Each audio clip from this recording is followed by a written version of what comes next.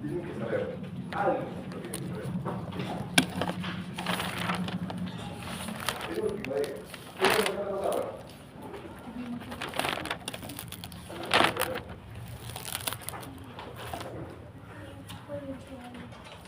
¿Qué digo? ¿No? A ver, imagínense que hago una pregunta de examen. Y bien sencillo, una diferencia, solamente una diferencia entre principio irreversible y irreversible. ¿Qué contestarían ustedes? No, ¿cuál? A mí no me van a florear. Una respuesta. Espontáneo y provocar. Dolor espontáneo y dolor provocar. ¿Qué es dolor espontáneo? Espontáneo cuando aparece de vez en cuando. No, yo sé que sí. O sea, sin una acción que puedes intervenir como... En la pulpitis irreversible, el paciente nos va a referir que tiene dolor espontáneo. Sí. En la pulpitis irreversible no. El dolor es provocado. ¿Bien?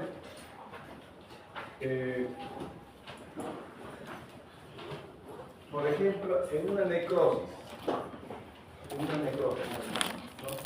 Esta necrosis puede ser total o parcial, o ambas. Ambas. Bien.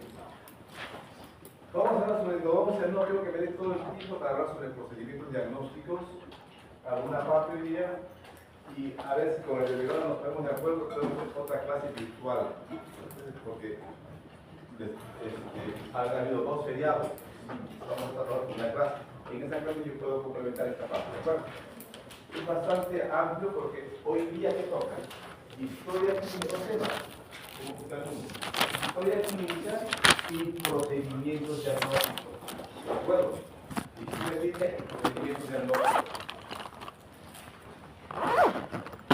Miren, estamos en el curso de endodoncia.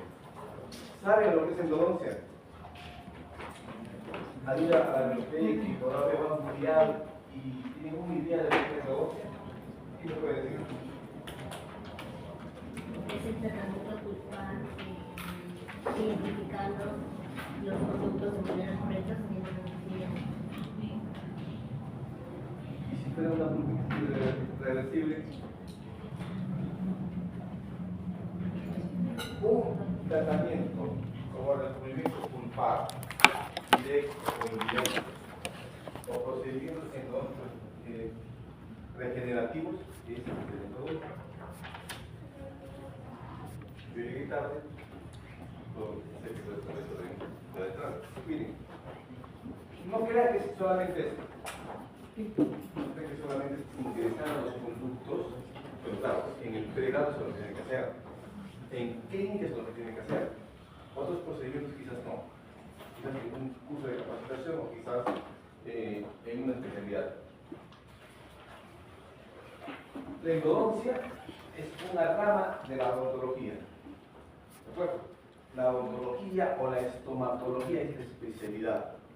Así como la urología, la cardiología, la estomatología es una especialidad de la medicina. Y la endodoncia, ¿de qué se ocupa? Del estudio de la forma. Cuando hablamos de morfología, estamos hablando de la forma externa e interna de la dentaria. Además de la función. Ya hemos visto la función. No solamente, pero ustedes lo saben, por operatoria, por oclusión, la función de una pieza dentaria. Como también hemos visualizado en la primera clase la función de la pulpa y de la retina. ¿De acuerdo? ¿Qué más dice? Las lesiones y las alteraciones. Estudia las lesiones y las alteraciones de la pulpa dental. Entonces, para yo conocer las alteraciones de la pulpa normal, primero yo tengo que saber por qué es normal. Y después reconocer lo que es patológico. ¿De acuerdo? Y eso, ustedes lo están viendo hoy día en teoría.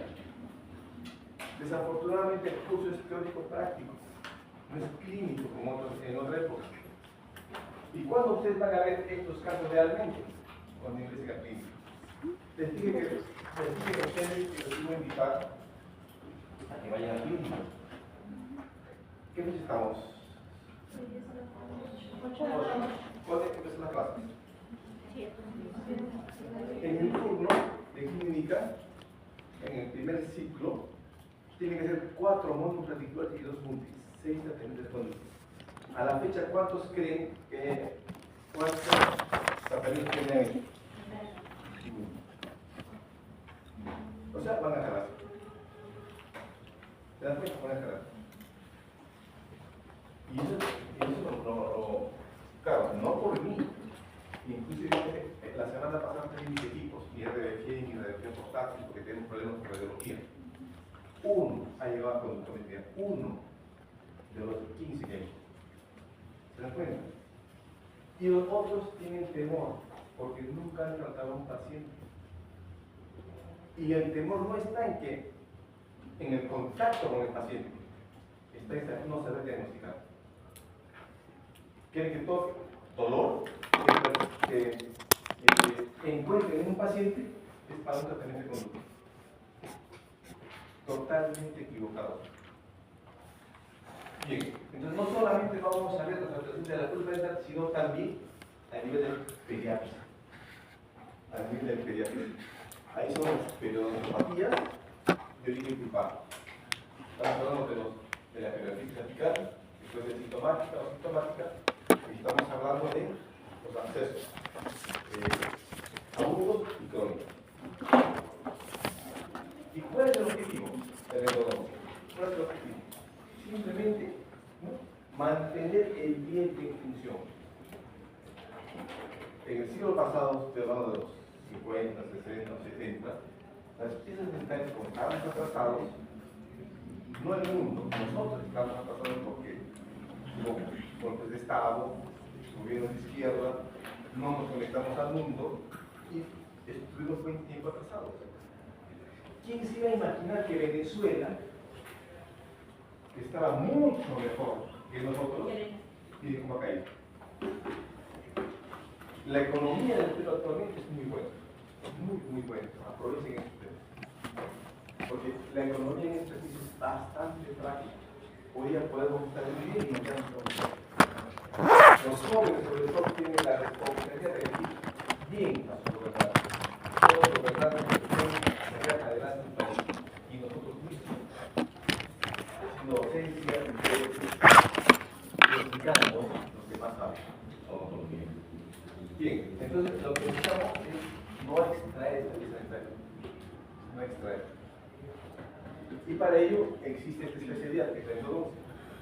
Y la endodoncia no crean que es ingresar a los conductos, ampliarlos y rellenarlos. No es eso.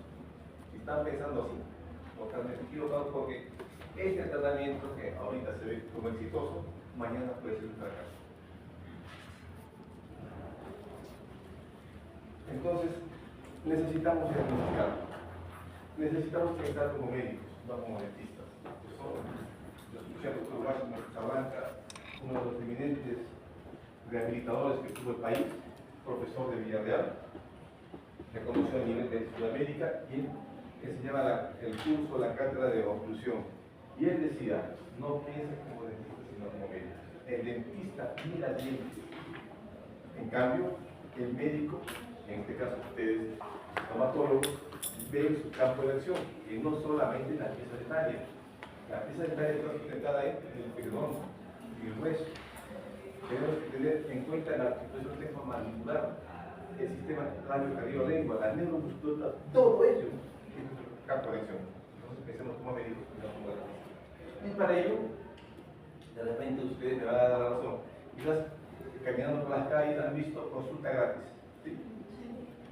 Cuando ustedes van al médico, el médico les cobra o no les cobra. Y por adelantado. Y nosotros, ¿por qué no cambiamos el chip?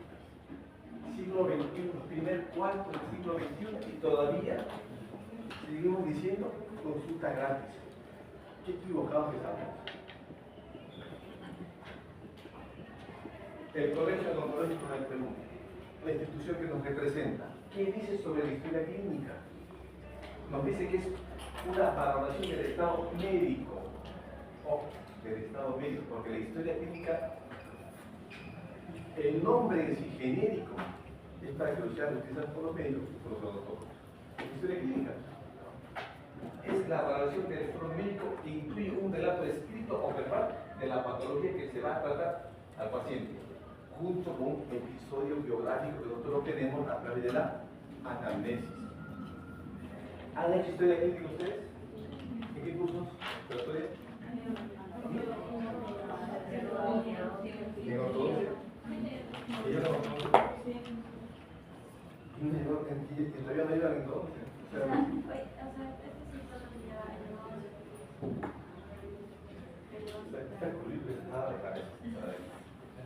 Bien, normalmente esta historia clínica tiene que ser ordenada cronológicamente en el tiempo, ¿no? Y debe ser clara, legible, precisa y tener máxima fidelidad, digamos, con lo indicado por el paciente. Miren, lo que nos va a demandar hacer, primero, es escuchar al paciente. Escuchar al paciente. Y la historia clínica contiene tres aspectos: la anamnesis, la exploración y las pruebas complementarias. Cuando hablo de pruebas complementarias, estoy hablando de los exámenes auxiliares. Y nosotros cometemos siempre el mismo error. Eso ya está en los genes, ¿no? Hasta el día de hoy, primero tomamos una radiografía y pretendemos diagnosticar con la radiografía. Totalmente equivocado. Y toda esta parte, anamnesis, exploración, pruebas diagnósticas, ¿dónde quedó? Estamos pensando como ellos.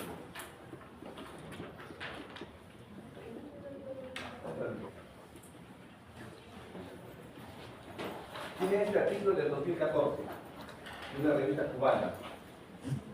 Este es un artículo de opinión. La historia clínica estomatológica como herramienta en el método clínico y documento médico legal. Y nos dice que la historia clínica desempeña un papel fundamental. En Cuba es distinto a nuestro medio. Un papel fundamental en la calidad de atención médica estomatológica. En Cuba no hay consultorios privados, solamente hay hospitales. Entonces tiene que haber una relación entre la parte médica, o las especialidades médicas, y la odontología o la estomatología. Es vital la interacción entre los diferentes niveles de atención. Siempre hay las denominadas interconsultas. Entonces, por eso es necesario desarrollar una historia clínica del paciente. La historia clínica ideal es la que refleja de forma fidedigna todas las características clínicas del paciente y su evolución periódica. Claro, dependiendo en la especialidad que lo está viendo al paciente. En este caso, si es la odontología, nosotros podemos reflejar todo lo que encontremos, todas las patologías que encontremos de este paciente desde un punto de vista odontológico, ¿de acuerdo? Los estomatólogos, así lo denominan en Cuba, que ese debe ser el nombre correcto, debe reflejar todo el pensamiento médico, ¿de acuerdo? Todo el pensamiento médico durante el tratamiento del paciente a fin de lograr mayor calidad en la historia clínica. O sea, todo ese conocimiento que vamos recibiendo o que tienen ustedes en estos 4 años y futuros, ¿no?, que les quedan, todo ese conocimiento que tienen que aplicarlo a la elaboración de una historia clínica adecuada, de historia de endodoncia, de periodoncia, de cirugía, de ortodoncia, de operatoria, en fin. Y eso tiene que guardar una interrelación con la parte médica, porque estamos viendo esta área, pero no lo podemos aislar, porque es parte de un todo. ¿De acuerdo? El método clínico, sobre lo que ustedes tienen que aplicar, aproxima el diagnóstico, porque lo que yo quiero saber es cuál es la dolencia que tiene el paciente, qué nombre le tengo que dar, ese es el diagnóstico. Y no es más que el método científico aplicado a la atención individual del paciente. Esa es la vía para la ejecución del proceso de atención médica. Por lo tanto, la historia clínica es el conjunto ordenado de procedimientos para conseguir un diagnóstico, pronóstico y tratamiento práctico. Si yo le voy a hacer un tratamiento de conducta a un paciente, ya sea una biopupectomía, una necropupectomía o una cirugía apical, yo tengo que saber cuál es el pronóstico. Eso es muy importante. No crean que porque realizo un tratamiento de conducto, ya ese paciente va a quedar, entre comillas, curado. Estamos hablando de una especialidad de la medicina y toda especialidad de la medicina no nos garantiza un 100%. Todo tratamiento de conducto, si partimos de los tratamientos de las pulpitis irreversibles, el porcentaje de éxito, para que tengan una idea ustedes, estriba entre un 90 a un 95%, hecho por especialistas. O sea, hay un porcentaje de fracaso. Y si hablamos de las necropulpectomías, el porcentaje de éxito disminuye, cae. ¿De acuerdo? Y se incrementa cuando hacemos la cirugía o la microcirugía apical. Entonces, la historia clínica es un documento donde se recoge toda la información relativa al paciente, pero ustedes saben, que va a incluir datos derivados de su interrogatorio, de restauración clínica y complementaria del tratamiento instalado y del seguimiento realizado. Todo eso lo tenemos nosotros en una historia clínica. ¿Reconocen este apellido? ¿Ah? No he ido a la biblioteca. Steve Coy tiene un libro, o lo tengo acá, Días de la Culpa, tienen que leerlo. Y el primer capítulo que habla sobre el diagnóstico es muy bueno. El diagnóstico endodóntico combina el conocimiento científico. Entonces yo, para llegar a un diagnóstico, tengo que tener previamente conocimiento, basado en evidencia, aplicado en un contexto clínico, con la experiencia clínica, con lo que estamos visualizando en el paciente, con el arte de la experiencia clínica y el sentido común. Esto es muy importante. Debemos de tener criterio, ¿de acuerdo? Criterio. Si no tenemos criterio, difícilmente vamos a poder no solamente diagnosticar, sino tratar al paciente. Por ejemplo, y nuevamente con el tema de la pulpitis reversible o irreversible.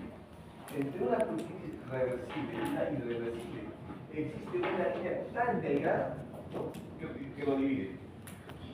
Y no sabemos realmente si efectivamente es una reversible o es una irreversible. Pero cuando estamos con el paciente, ¿qué le decimos? Te voy a hacer este tratamiento y con esto concluimos. Pero ¿qué pasa si nuestro tratamiento fracasa? Por eso es muy importante el sentido común y el conocimiento de cada entidad patológica. Tal es así que actualmente este consenso, este artículo que yo les envié, en donde habla de pulpitis reversible y pulpitis irreversible, el consenso del 2009, donde todas las escuelas se ponen de acuerdo. Ahora, la escuela europea ya no habla de reversible e irreversible, simplemente habla de pulpitis. Una pulpitis inicial, una pulpitis leve, moderada y avanzada. Y complica más el panorama. Porque para saber que es inicial, leve, moderada, lo cuantifica en el tiempo del dolor. Alguna prueba culpar, si pasa de 20 segundos, debería ser 14. Y si es menor a 20 segundos, 4 cosas. Mucho más complicado. Pero es Europa, es un país algunos países mucho más avanzados que nosotros. Bien, ustedes quieren ser clínicos, ¿cierto? Todos queremos ser clínicos. Entonces, todo clínico desea ser un buen diagnosticador. Porque si yo no puedo emitir un diagnóstico, no puedo ser un profesional que tenga el suficiente criterio o el suficiente entrenamiento o la experiencia para emitir un diagnóstico. Por tanto, debo de aprender, en el caso de ustedes, a aprender lo esencial de cómo recolectar e interpretar los datos que les da el paciente. Y no solamente esos datos, sino también lo que visualizan en los exámenes complementarios. Pero de situaciones diagnósticas comunes, no de las complejas, no de las complicadas, porque tienen que ir de acuerdo a esa curva de aprendizaje de menos a más.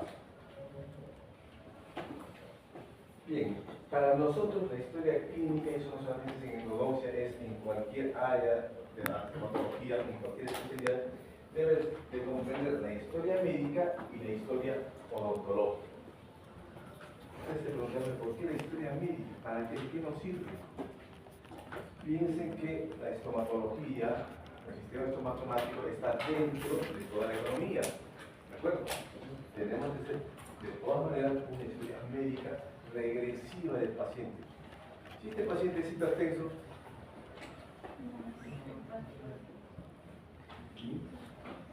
si es un paciente hemofílico, está contraindicado.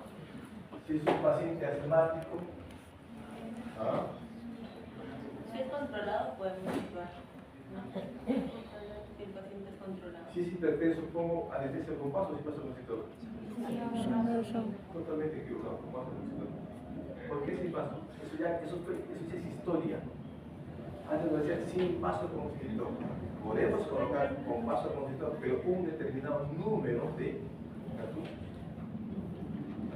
Claro, o sea, hasta que llegue. Aquí no tengo una reacción. Eso ya lo llevan ustedes en patología. Ese problema del vasoconstrictor ya es historia. Ya es historia.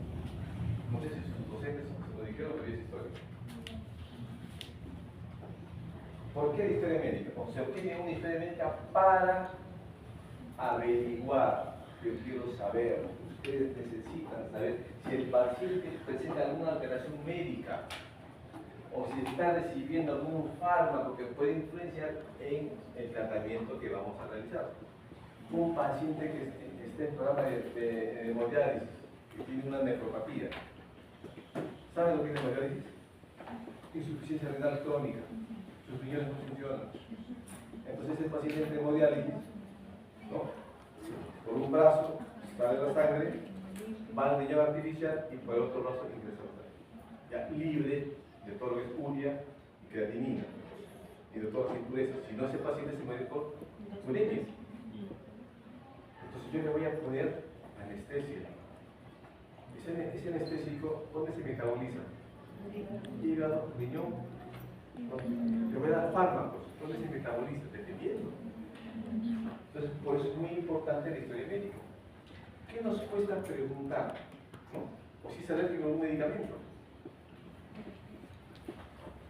Entonces, el levantamiento de la historia médica regresiva, o sea, desde que llego para atrás, del paciente es básico, es importante, es imprescindible, pudiendo llevar al profesional a cambiar nuestra conducta neurológica.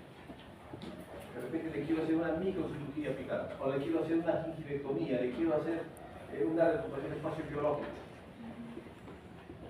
Y sus factores de coagulación están bajos, están recibiendo anticoagulantes. Entonces ahí viene la interconsulta con sus médicos. ¿Requiere el tratamiento de dosis posible? Requiere. Entonces ahí viene la interconsulta. Y para eso,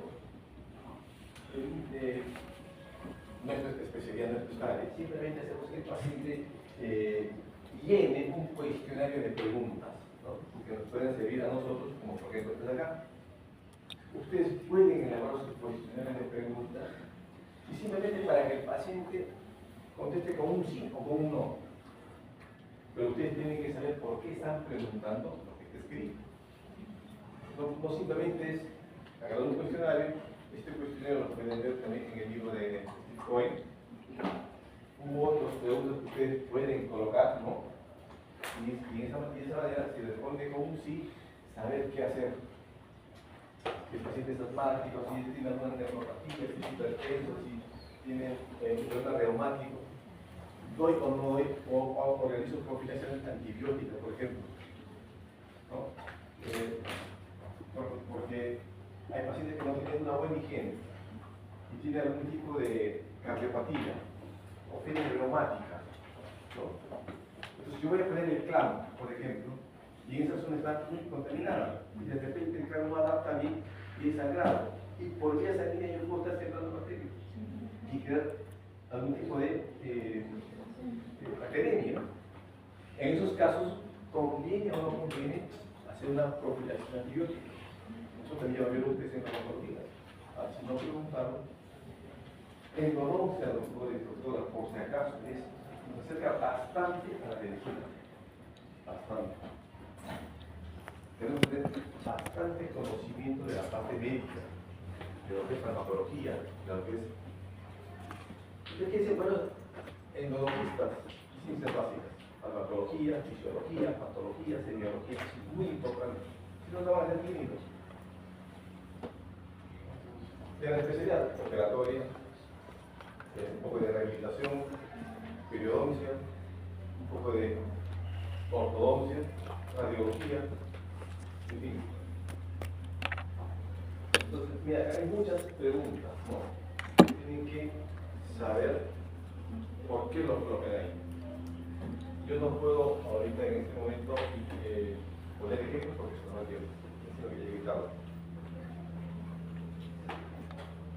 Hecho ello, viene la parte que nos corresponde, la historia odontológica.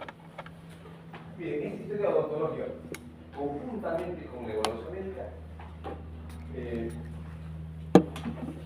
vamos a tener, bueno, conjuntamente con la evaluación médica, nos va a permitir, por lo general, identificar el problema y determinar el tratamiento adecuado. ¿Y cómo sería en endodoncia? Ya específicamente en endodoncia, porque endodoncia es algo más general. Nuevamente, anamnesis. Y en la anamnesis, ¿qué voy a obtener? Acumulación de datos útiles provenientes de la sintomatología subjetiva. Y cuando hablo de sintomatología subjetiva, ¿de qué estamos hablando?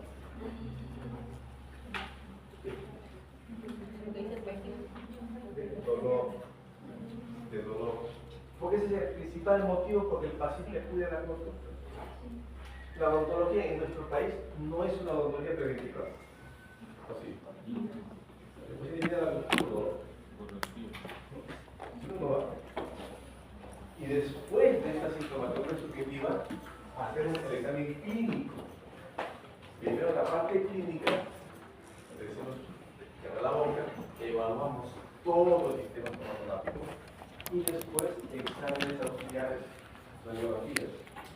Inclusive ahora ya no tanto se habla de radiografía para la parte trópica, hablamos de ese contexto. Tomografía. Todo ello tiene que ser estudiado y con ello, en lo posible, en un alto porcentaje vamos a obtener el resultado de la patología que afecta al porcentaje.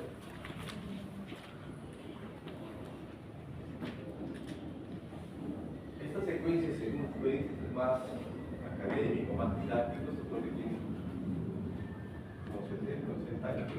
esta secuencia. Primero, anamnesis. Y dentro de la anamnesis, el interrogatorio al paciente. Conversar con el paciente, preguntarle las dolencias, las posibles dolencias. No, el examen clínico. Hacemos exploración, inspección, el color, no solamente de la pieza dentaria, también de la mucosa. Y no solamente de la zona afectada, también hay que compararlo con el lado homólogo. Transiluminación, para eso nos valemos de las LED, conductividad térmica, percusión, palpación, movilidad, vitalidad total. Bien, posteriormente, una radiografía de la zona que estamos sospechando. O quizás una radiografía panorámica. Hay situaciones en donde sí necesita una panorámica. O también una tomografía con vivo. Y aquí con esto obtenemos el diagnóstico y orientamos al tratamiento. Justamente. ¿Cuánto queda? ¿3 minutos? ¿Sí? Rápido.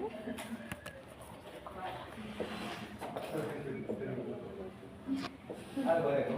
Sintomatología subjetiva.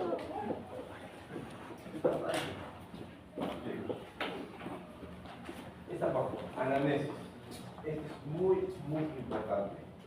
Primero se pide al paciente que explique su problema principal, actual, no específicamente. Y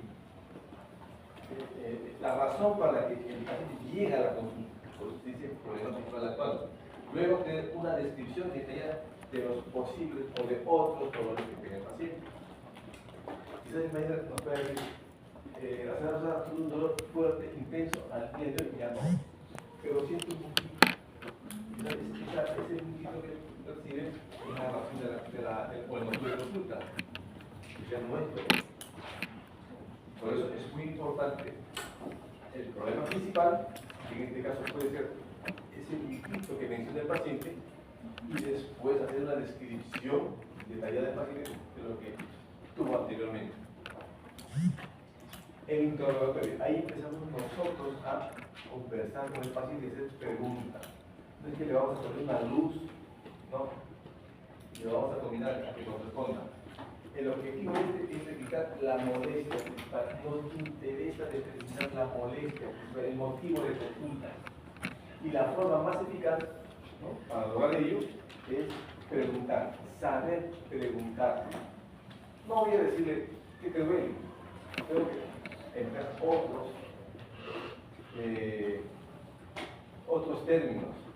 Y también escuchar, saber escuchar al paciente. Actualmente, por ejemplo, en la parte médica sucede esto, ¿no? El paciente ni siquiera opina. El médico, en el seguro, en el INSA, ¿no?, por el tiempo que le da para cada paciente, simplemente, ya, te escuchan lo mínimo, está con la PC y después tu medicamento, listo. O sea, la parte médica ya se ha olvidado. No incurren en eso ustedes, por favor. Ese es su tiempo para esa parte. Ese es su tiempo. Y con estas dos diapositivas, por ejemplo, ¿qué preguntas? ¿Cuándo fue la primera vez que notó esto o aquello? ¿Por qué? Porque quiero saber cuándo comenzó. Así de sencillo. Otra pregunta: si el dolor aumenta con el calor, el frío, la mordida o la masticación. ¿Por qué? Quiero saber cuáles son los factores que provocan el dolor. Ese dolor es mitigado por el calor o el frío. ¿Sabe lo que es mitigar? Porque vino en examen una pregunta. Mi doctor, diga. Factores atenuantes. Otra pregunta: ¿con qué frecuencia ocurre esto? Otra pregunta: cuando aparece el dolor, ¿es leve, moderado o severo de intensidad? Y aquí ustedes ya saben, hacen una escala del 1 al 10 y dice que de 1 al 3 es leve, de 4 al 6 es moderado y del 7 al 10 es severo. Esta es la última diapositiva. Puede señalar el diente que le duele o el área que usted piensa que tiene la localización. Y no crean que el paciente me va a decir solamente es este diente, doctor. La verdad es que no sé reconocerlo, pero sí sé que es esta parte de acá, esta área. Inclusive se me va hasta el oído. Abre la boca y todo está lleno de restauraciones. ¿Cuál es? Cuando el calor o el frío causan dolor, no. Preguntar si te dura solo un instante, varios segundos o más tiempo. Miren esta pregunta. La duración. ¿Qué es lo que permite que causa no solamente el frío, el calor, sino también el luz? Sube algún dolor cuando se acuesta o se inclina hacia adelante. Postular. Y si el dolor aparece alguna vez sin una provocación, es estimulado o espontáneo. Creo que en la siguiente clase hablamos sobre las manifestaciones del dolor. Pero esta clase, para terminarla, hay que programarla. ¿Sí? Bastante. ¿Parece? Y después, en esa misma clase puedo hacer la siguiente.